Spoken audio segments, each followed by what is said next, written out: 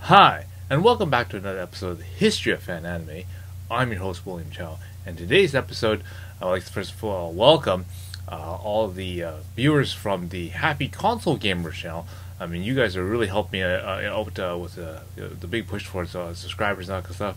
And so today's episode, I wanted to make a special episode for you guys, and of course, make it sort of anime related as well. And so I thought, okay, well, what can I talk about that that Johnny hasn't already talked about a lot on his channel, and because he also does lots of video games. He talked about retro anime, and he's talked about some of his experiences when he was growing up and all that kind of stuff. So he's really done a lot of stuff on that, and he's also been doing this a lot longer than I have. So he's covered a lot more topics than I have. But then I thought, okay, no, I thought of a topic that would probably be really good. That he's not covered and will not cover because of how large his channel has gotten. And so I decided, okay, maybe I'll do that. So that all the people that have come over from his channel, now I've got something that they can watch and do. So first of all, again, I've got quite a whole bunch of videos that for you guys specifically. There's a couple of sort of virtual gaming challenge video. There's one. There's a Japanese game show where they're doing. Challenging different people in the video game market, putting them through challenges like, trying to beat elementary school students at their video games, and going to the Sega arcade and all that kind of stuff. And there's also a virtual challenge where it's these guys trying to, Japanese gladiators using Japanese wrestlers. So, those videos again are below. Go into the index of all the various different episodes, and then you'll see a whole bunch of different gaming episodes. But today's episode, I'm going to get into the topic of piracy in video games and, of course, in anime, and how that's sort of rooted and how it started. And how it basically continues to proliferate even nowadays. Okay, and again, I know that's the topic that Johnny sort of danced around, but he can't really talk about on his channel. And as a history point, I'll make a mention on this channel. Okay, so again, as a reminder, go down below, click like and click subscribe, and again hit have your notifications on now, because that's how when YouTube puts out my new videos, and then you'll see when they come out. Right. So, let's begin with how, it sort of kind of started, right? So, here we are, we're talking about a time, long before, shall we say, the modern era of the internet, okay? I'm talking about a time where the computer at choice right now was the Apple II computer, okay? And I got my first Apple II computer when I was in grade 11 back in 1984. Okay, so there's no such thing as Windows and all this other stuff. Okay, so we were way back then. The game consoles that were out were like the Atari 2400. I remember my neighbor had a ColecoVision, and my other neighbor had a TSR 80 computer, which we used to load the games off of audio cassettes, and we had to load the games off of that. Okay, and then shortly after, the Apple II computer came out, and everything came out on floppy diskettes, 3.5 inch floppy, 5.25 inch floppy diskettes, very small and very okay, and this big push, or this big proliferation of the need to make a copy of or back up our software, because what happens if something goes wrong with the disk? And a lot of companies came up with copy protection methods and that kind of stuff to basically stop you from copying their games. But at the same time, other companies like Copy2 Plus and Locksmith and other things like that came out to make ways to make copies of your games, right? And back up your software, because that was the legitimate reason why you needed such software to do that. Okay, and again, the distribution of video of games and this kind of stuff and that kind of stuff was very still limited, but it was still possible that people were able to then use the dial-up modems and the bulletin board systems and that kind of stuff to basically transfer games and that kind of stuff in compressed format to each other using this system. Of course, it took a very, very long time, like a full, 5.25-inch disc probably hours to download in order that, and basically, that was the need for this to happen, right? So shortly after this was the advent of the next generation of video games, which was the Super Nintendo and the Sega Genesis, okay, or the Mega Drive, okay. Now this is the first difference that sort of occurred, where, sure, the Atari 2100 and that kind of stuff sort of came out, but nothing really happened because those were really, in ColecoVision, were basically US-based systems, and that was more or less where the market was, okay. This Super Nintendo and the Sega Genesis were both Japanese consoles that sort of have now made it onto our shores, just the same way how anime sort of makes it to our shores, right? And all of a sudden, we have these console games and that kind of stuff, which, quote, weren't, shall we say, traditionally copyable, all right, in our minds, right? So because most of us just went out and bought Super Nintendo cartridges, they went out and bought Sega Genesis cartridges, okay. Now at this time, I was graduating out of high school and now entering down in Vancouver, getting amalgamated with all the people in Vancouver, but most importantly, I was getting introduced and meeting up with the FOBs. Okay, now I've mentioned this in the previous episode, and some people don't really know what it is. FOB is a derogatory term for immigrants, okay? Most likely the Asian immigrants, usually, at this time, and we refer to it as the fresh off the boats, okay?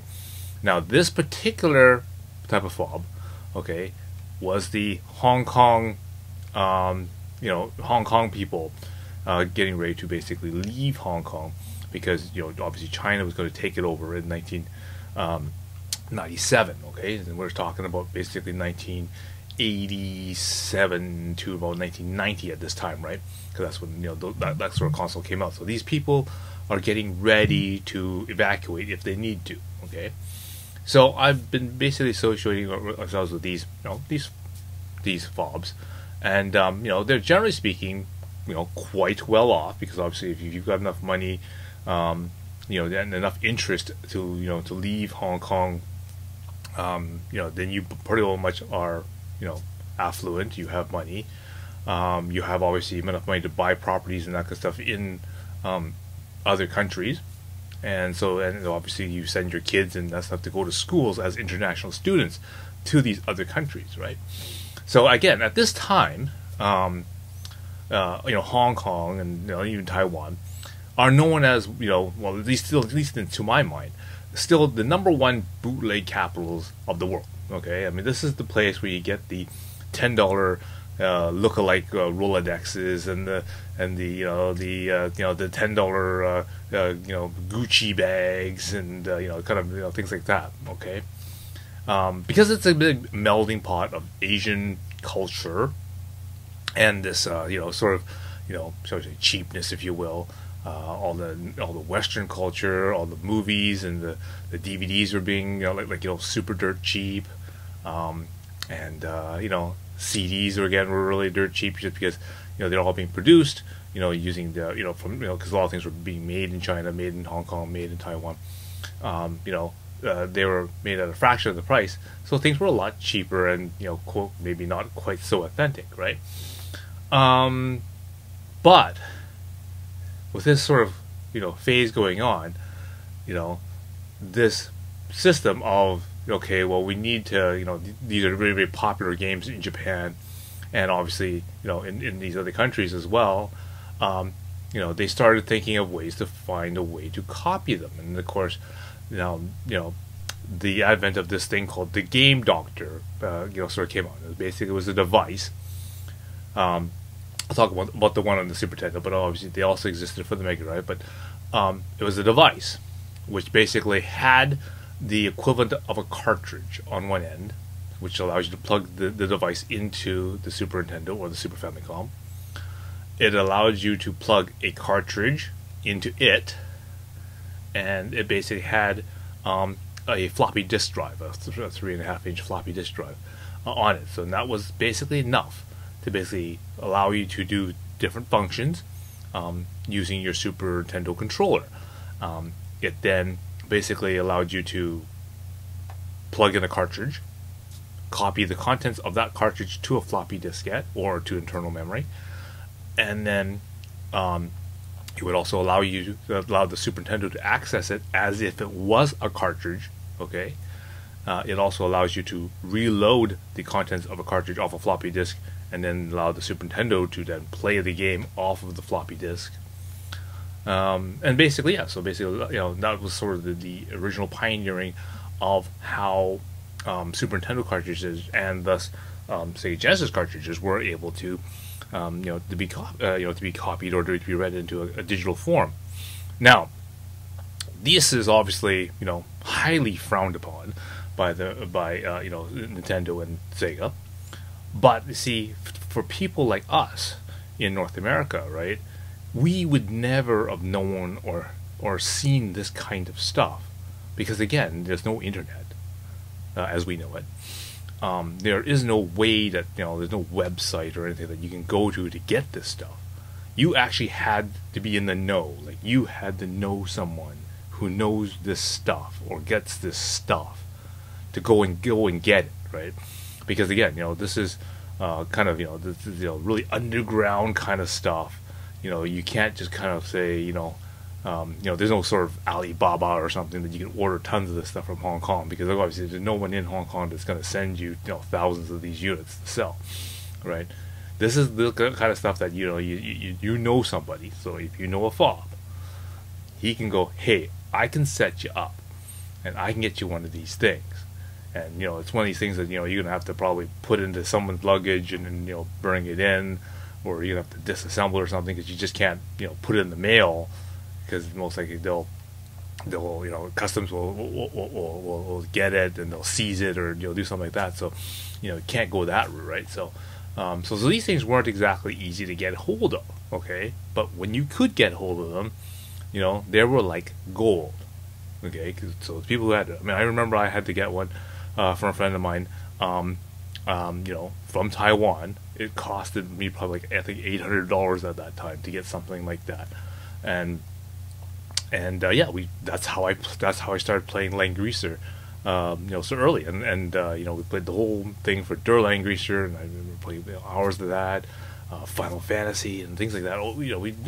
That's how we played a lot of our games, and that's how we got started on this thing. Again, a lot of you people nowadays are playing MAME emulators and all this other stuff, and these Super Nintendo Mini and that kind of stuff, and it's all full of game cartridges and that kind of stuff. Well, this is the origin of how we got all those ROMs put into the computer, is using these devices, okay? And it didn't stop there, okay? It continued on. Again, the next major invention, of course, was the Sony PlayStation, okay, and the Sega Saturn, okay? But those ones were a little different because the copy protection on those ones were basically on the disc and using the internal things on the system, okay? But we had one other major plus that happened in technology on this front, and that is the ability of a recordable CDR.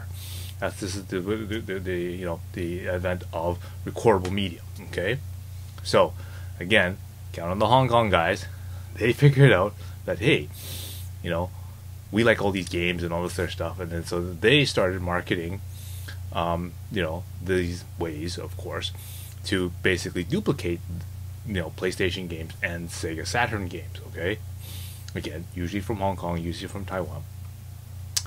And they figured out ways to modify the systems to bypass and get through the copy protection checking part of the thing, right? That's the advent of where they get these chips and this kind of stuff. But again, this is a time where the internet was just starting to get going. eBay and that kind of stuff were starting to get functioning.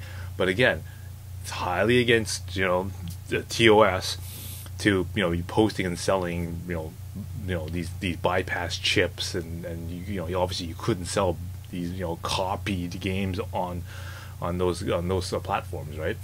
So again, it's one of these type of things where you gotta have someone in the know, because you're not going to go to a store and just see them on the shelf. And that's where I'm going to go comment about the next part.